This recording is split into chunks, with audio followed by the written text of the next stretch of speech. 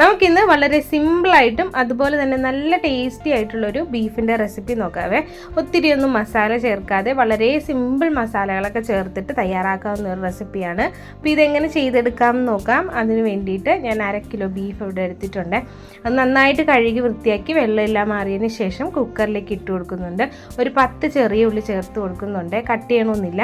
ഇനി ഇതിലേക്ക് ഇഞ്ചി വെളുത്തുള്ളി പേസ്റ്റ് 2 ടീസ്പൂൺ മൊത്തം വേണം. അതിൽ 1 സ്പൂൺ നമ്മൾ ഇതിലേക്ക് ഇപ്പോൾ ചേർത്ത് കൊടുക്കും. പിന്നെ ഇതിൻ്റെ കൂടെ മഞ്ഞൾപ്പൊടിയും ഗരം മസാലപ്പൊടിയും കൂടിയാണ് ചേർത്ത് കൊടുക്കുന്നത്. എന്നിട്ട് ആവശ്യത്തിനുള്ള ഉപ്പും ചേർത്ത് 1 ടേബിൾ സ്പൂൺ ഓയിലും കൂടെ ചേർത്തിട്ട് കൈ കൊണ്ട് തന്നെ നന്നായിട്ടൊന്ന് മിക്സ് ചെയ്തിട്ടെടുക്കാം. അപ്പം നല്ല സ്പൈസി ആയിട്ട് വേണമെന്നുള്ളവർക്ക് ഈ സമയത്ത് കുറച്ച് കുരുമുളക് പൊടി കൂടെ ചേർത്ത് കൊടുക്കാം വേണമെങ്കിൽ. അല്ലാതെ നമ്മൾ ചേർത്ത് കൊടുക്കുന്നുണ്ട്. അപ്പോൾ അത് നന്നായിട്ട് യോജിപ്പിച്ചിട്ട് എടുത്തിട്ടുണ്ട്. ഇനി ഇത് മൂടി വെച്ചിട്ട് ഒരു 3-4 വിസിൽ വരെ നമുക്ക് കുക്ക് ചെയ്തെടുക്കാം. അപ്പോൾ ലോ ഫ്ലെയിമിൽ വെച്ചിട്ട് ചെയ്തെടുത്താൽ ഒരു 4 വിസിൽ വരെയൊക്കെ മതിയാവും. അപ്പോൾ അതവിടെ ഇരുന്ന് കുക്കാവുന്നത് വരെ വെയിറ്റ് ചെയ്യാം. ഇനി നമുക്കിതിലേക്ക് ചേർക്കാനുള്ളൊരു മസാലയാണ് തയ്യാറാക്കുന്നത്. ഇതിന് വേണ്ടിയിട്ട് മുഴുവൻ മല്ലി ആവശ്യമുണ്ട്. അത് നമ്മളൊരു 4 ടേബിൾ സ്പൂൺ വരെ എടുക്കുന്നുണ്ട്. അപ്പോൾ ഇത് ഞാൻ തയ്യാറാക്കി കംപ്ലീറ്റ് ആയിട്ട് നമ്മുടെ ഈ ബീഫിലേക്ക് ചേർത്ത് കൊടുക്കുന്നില്ല. ഇതിൽ നിന്ന് ഒരു 2 ടേബിൾ സ്പൂൺ മാത്രം മതി. ബാക്കി നമുക്കൊരു ടിന്നിലിട്ട് അടച്ച് സൂക്ഷിച്ച് വെക്കാം. ആവശ്യമുള്ളപ്പോൾ നമുക്ക് എടുക്കാവുന്നേ ഉള്ളൂ. അപ്പോൾ അതിനും കൂടെ വേണ്ടിയിട്ടാണ് ഞാനിപ്പോൾ തയ്യാറാക്കി എടുക്കുന്നത്. അപ്പോൾ ഇതുപോലെ കുരുമുളകും പെരിഞ്ചീരകവും വറ്റൽമുളകും ഇത്രയാണ് ചേർത്ത് കൊടുക്കുന്നത്. ഇനി നിങ്ങൾക്ക് ഇതിലേക്ക് മസാലക്കൂട്ടുകൾ സ്പൈസസ് എല്ലാം ചേർത്ത് കൊടുക്കണമെങ്കിൽ അത് ഇങ്ങനെ വേണമെങ്കിൽ ചെയ്തെടുക്കാം. അപ്പം നമ്മൾ സെപ്പറേറ്റ് മസാലപ്പൊടി ചേർത്തിട്ടുണ്ട്. അതുകൊണ്ട് ഞാനിതിങ്ങനെ പൊടിച്ച് മാറ്റി വയ്ക്കുകയാണ്. അപ്പോൾ നന്നായിട്ടൊന്ന് ചൂടായതിന് ശേഷം ചെറിയ മിക്സിയുടെ ജാറിൽ ഇട്ടിട്ട് ഇതുപോലെ ഒന്ന് പൊടിച്ചിട്ട് വെക്കാം. ഇനി ഒരു പാത്രം വെച്ച് ചൂടായി വരുമ്പോഴേക്കും ഇതിലേക്ക് വെളിച്ചെണ്ണയാണ് ഒഴിച്ചു കൊടുക്കുന്നത്. അതൊന്ന് ചൂടാകുമ്പോഴേക്കും നമ്മൾ മാറ്റി വെച്ചിട്ടുണ്ടായിരുന്ന 1 ടേബിൾ സ്പൂൺ ഇഞ്ചി വെളുത്തുള്ളി പേസ്റ്റ് അല്ലെങ്കിൽ ചതച്ചത് ചേർത്ത് കൊടുക്കുക. എന്നിട്ട് കുറച്ച് കറിവേപ്പിലയും കൂടെ ചേർത്ത് കൊടുക്കുന്നുണ്ട്. ഇനി ഇഞ്ചി വെളുത്തുള്ളി നന്നായിട്ടൊന്ന് ബ്രൗൺ കളർ ആകുന്നവരെ നമുക്കൊന്ന് കുക്ക് ചെയ്തിട്ട് എടുക്കാവേ. അപ്പോൾ നന്നായിട്ട് എല്ലാം മൂത്ത് വന്നിട്ടുണ്ട്. ഇനി ഇതിലേക്ക് ചേർത്ത് കൊടുക്കുന്നത് 2 സവാള കട്ട് ചെയ്തതാണ്. അപ്പോൾ അധികം കനം കുറച്ച് കട്ട് ചെയ്യണമെന്നില്ല. ഈ ഒരു പരുവത്തിലൊന്ന് കട്ട് ചെയ്തിട്ട് ഇട്ട് കൊടുക്കുക.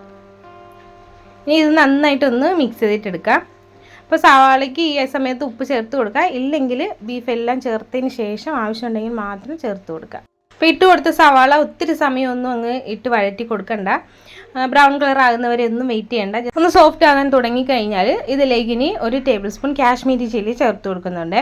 പിന്നെ നമ്മൾ നേരത്തെ പൊടിച്ച് വെച്ചിരിക്കുന്നതിൽ നിന്ന് 2 സ്പൂൺ മസാല ചേർത്ത് കൊടുക്കുക. അപ്പോൾ നിങ്ങൾ ബീഫ് എടുക്കുന്നതിനനുസരിച്ചിട്ട് അതിൻ്റെ അളവ് കൂട്ടി കൊടുക്കാവുന്നതാണ്. ഇനി ഇതിലേക്ക് മഞ്ഞൾപ്പൊടിയും കൂടെ ചേർത്ത് കൊടുക്കുക. ഇത് നന്നായിട്ട് ഇതൊന്ന് മിക്സ് ചെയ്തിട്ട് കൊടുക്കുക. ഈ പൊടികളുടെ എല്ലാം ആ പച്ച സ്മെല്ലൊന്ന് മാറുന്നത് വരെ നമുക്കൊന്ന് ലോ ഫ്ലെയിമിൽ വെച്ചിട്ടൊന്ന് ഇളക്കി കൊടുക്കാം.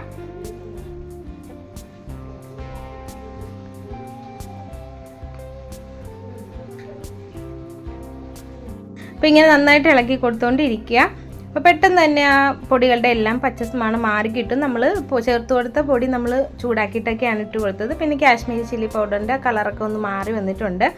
ഇനി ഇതിലേക്ക് ഒരു പഴുത്ത തക്കാളി കട്ട് ചെയ്തിട്ട് ഇട്ട് കൊടുക്കാം. ഈ തക്കാളി ഇട്ടതിന് ശേഷം നന്നായിട്ടൊന്ന് മിക്സ് ചെയ്തിട്ട് എടുക്കാം. ഇനി ഈ തക്കാളി നന്നായിട്ടൊന്ന് ഉടഞ്ഞു വരുന്നവരെ ഒന്നും വെയിറ്റ് ചെയ്യണ്ട. ഒന്ന് മിക്സ് ചെയ്തിട്ട് എടുത്താൽ മാത്രം മതിയാവും. അപ്പോൾ തക്കാളി മസാലയും തമ്മിൽ നന്നായിട്ടൊന്ന് യോജിപ്പിച്ചിട്ട് എടുത്തിട്ടുണ്ട്. ഇനി ഇതിലേക്ക് വേവിച്ച് വെച്ചിരിക്കുന്ന ബീഫ് ചേർത്ത് കൊടുക്കാവുന്നതാണ്. അപ്പോൾ ഇതിലേക്ക് ഇനി അതിൻ്റെ കൂടെ തന്നെ ഒരു 4 ടേബിൾ സ്പൂൺ ബീഫ് വേവിച്ച് ആ വെള്ളവും കൂടെ ചേർത്ത് കൊടുക്കാം. ഒത്തിരി ചേർത്ത് കൊടുക്കണ്ട.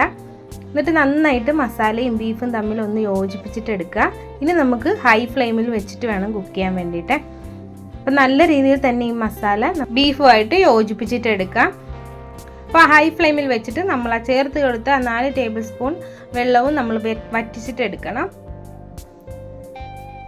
അപ്പോൾ നന്നായിട്ട് ഇതുപോലെ യോജിപ്പിച്ചിട്ട് എടുത്തിട്ടുണ്ട്. ഇനി കൈ എടുക്കാതെ തന്നെ നമ്മൾ ഹൈ ഫ്ലെയിമിൽ വെച്ചിട്ട് ആ വെള്ളം ഒന്ന് വറ്റിച്ചെടുക്കുക.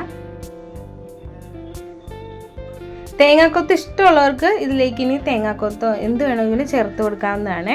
ഇനി കുറച്ച് മല്ലിയിലയും പുതിനയിലയും കൂടെ ചേർത്ത് കൊടുക്കുക. അപ്പോൾ നന്നായിട്ട് നമ്മൾ ആ വെള്ളമൊക്കെ വറ്റിയതിന് ശേഷം വേണം മല്ലിയിലയും പുതിനയിലയും ചേർത്ത് കൊടുക്കാനായിട്ട്. ഇത് ഇഷ്ടമുള്ളവർക്ക് മാത്രം ചേർത്ത് കൊടുത്താൽ മതിയാവും. അല്ലെങ്കിൽ കുറച്ച് കറിവേപ്പില കൂടെ ഒന്ന് ചേർത്ത് കൊടുത്തിട്ട് നന്നായിട്ട് യോജിപ്പിച്ചിട്ട് എടുക്കാം. അപ്പോൾ കുറച്ച് സമയം കൂടെ നമ്മൾ വെയിറ്റ് ചെയ്യുവാണെങ്കിൽ നല്ല ഒരു ഫ്രൈ ആയിട്ട് നമുക്കിത് കിട്ടും. അപ്പോൾ ഇത് കുറച്ച് നമുക്ക് ഒരു ചോറിൻ്റെ കൂടെയൊക്കെ പെരട്ടി കഴിക്കാൻ പറ്റുന്ന രീതിയിലാണ് ഞാൻ എടുത്തിട്ടുള്ളത്. നിങ്ങൾക്ക് ഏതാണ് ഇഷ്ടം ആ രീതിയിൽ എടുക്കാം. അപ്പോൾ വളരെ സിമ്പിളല്ലേ തയ്യാറാക്കി എടുക്കാനായിട്ട്. അതുപോലെ നല്ല ടേസ്റ്റി ആയിട്ടുള്ളൊരു റെസിപ്പിയാണ്. അപ്പോൾ എല്ലാവർക്കും ഇന്നത്തെ വീഡിയോ ഇഷ്ടപ്പെട്ടു എന്ന് കരുതുന്നു. ഇഷ്ടപ്പെട്ടാൽ ഒന്ന് ലൈക്ക് ചെയ്യുക, ഷെയർ ചെയ്യുക, കമൻറ്റ് ചെയ്യുക, കൂടെ സബ്സ്ക്രൈബും കൂടെ ചെയ്യുക. താങ്ക്